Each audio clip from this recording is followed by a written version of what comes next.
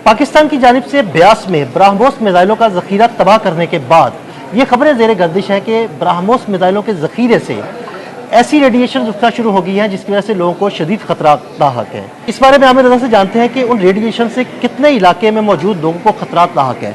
जी आमिर भाई बताइएगा कि ये खबरें जेर गर्दिश हैं कि ब्यास में जब पाकिस्तानी मिसाइलों से ब्रह्मोस मिसाइलों का जखीरा तबाह किया गया तो वहाँ से बहुत सी ऐसी रेडिएशन उठना शुरू हो गई हैं जिसकी वजह से लोगों को शदीद खतरात लाहक है।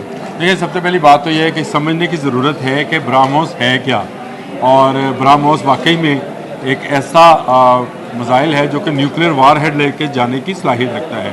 और जो इसके दो डिपो हमने यानी हमारी फोर्स ने जो है तबाह किए थे, एक इसका डिपो जो था वो हाइपरसोनिक फ़ज़ाई हमले में तबाह किया गया था, और दूसरा हमारे फतह ने फतह किया था जो कि ब्यास के इलाके में मौजूद था, और उसको भी हमने तबाह किया।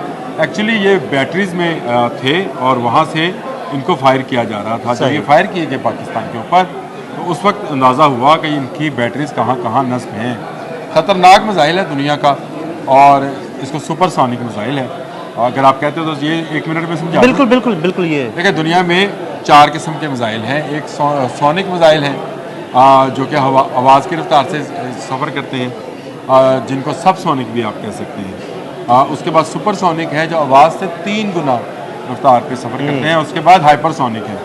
हाइपरसोनिक जो हैं ये 5 गुना तेज़ हैं, यानी आवाज़ से 5 गुना ज़्यादा रफ्तार से सफ़र करते हैं। ये सुपरसोनिक इंडिया के पास जिस वक्त वर्जन है यह रशिया का तैयार करदा वर्जन है, और इसका नाम भी जो है 2 दरियाओं के नाम के मलाप है। ब्रह्मपुत्र जो भारत का सबसे बड़ा दरिया है उसका, और रशिया का जो दरिया मॉस्कोवा है उसको मिलाकर इसका नाम जो है ब्रह्मोस रखा है। बड़ा ही मनूस है। बहरहाल मैं इसको इसका नाम मैंने ये रखा हुआ है बड़ा ही मनूस। ये बड़ा मनूस जो ब्रह्मोस जो है इसके अंदर जहाँ जहाँ ये मौजूद होता है, इम्कान ये होता है कि वहाँ वार हेड जो है, एटमी वार हेड, वो भी ले जाया जाता है ताकि बवक्त ज़रूरत विद इन नो टाइम इसको अनलोड किया जा सके, और इसमें से रवायती निकाल कर बम या बारूद, तो जो एटमी बारूद है उसको भर दिया जाए। अब जब पाकिस्तान ने ब्यास के अंदर हमला किया और इसका डिपो तबाह किया तो उसके बाद एक र्यूमर फैली कि यहाँ से रेडिएशन उठ सकती हैं, कि हो सकता है कि भारतीय हुकूमत ने यहाँ पर न्यूक्लियर वार हेड भी रखा हो, यानी न्यूक्लियर वार हेड से लेस ब्रह्मोस भी रखा हो, बाकी भी रखे हो तो वो भी रखा होगा।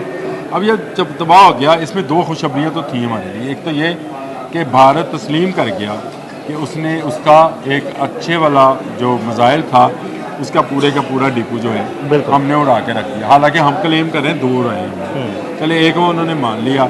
और दूसरा ये था कि भारत अब ख़तरे को भांपते हुए अपने न्यूक्लियर वार हेड्स जो हैं उनको ऐसी जगहों पे नहीं रखेगा जंग के दौरान जो पाकिस्तान के निशाने पर आ सके, यानी पाकिस्तान से दूर ले जाएगा, और इसको साउथ की तरफ जो उनका इलाका है वहाँ तक, अपनी मशरकी सरहद तक, वो मगरबी सरहद तक उसको नहीं लेकर आए। ये 2 चीज़ें तो हो गई। अब इसके बाद जब ये खबर फैलना शुरू हुई, एक नोटिफिकेशन भी जारी हो गया कि ब्यास के उस इलाके में जहाँ ये डिपो मौजूद था वहाँ से पहले उन्होंने 3 किलोमीटर की रेडियस दिया, फिर उसके बाद उन्होंने 5 किलोमीटर रेडियस बढ़ा दिया कि इस रेडियस में तमाम खिड़कियाँ, दरवाजे, दुकानें, मकान, हर चीज़ बंद कर दें। अगर आप जा सकते हैं, निकल सकते हैं तो यहाँ से निकल जाएं, क्योंकि साइंटिस्ट और जो न्यूक्लियर वार हेड्स के बारे में काम करने वाले लोग हैं वो वहाँ आकर अपनी रिसर्च का आगाज़ करना चाहते हैं। और अगर वो इस दौरान भी कोई बड़ा विस्फोट ये धमाके को बोलते हैं, लेकिन वहाँ पे चैनल से विस्फोट ही बोलते हैं, धमाका होता है तो उसकी रेडिएशन से लोगों को बचाया जा सके। इंडियन नेशनल रिसर्च एटॉमिक जो कमीशन है उसकी जानिब से भी ये ख़बर आई है कि इसकी हम तरदीद करते हैं कि वहाँ पे एटमी वार हेड था। सही। अभी भी उन्होंने इस बात की तरदीद नहीं की है कि ब्यास में ब्रह्मोस का जहीरा उड़ाया गया है, लेकिन वो ये कहते हैं कि ऐसी खबर जो है, ये जो लेटर और नोटिफिकेशन चल रहा है ये फ़ेक है और ये पाकिस्तानी मीडिया चला रहा है। लेकिन मेरा अपना ज़ाती ख्याल है कि ये तस्दीक होना कि ब्रह्मोस का जहीरा उड़ा दिया गया है, ये बहुत बड़ी ख़बर है हमारे लिए, क्योंकि ये उनका जदीद तरीन मिसाइल है, और जिसको हमारे सुपर मैं कहता हूँ हाइपरसोनिक मिसाइल्स ने उड़ा के रख दिया।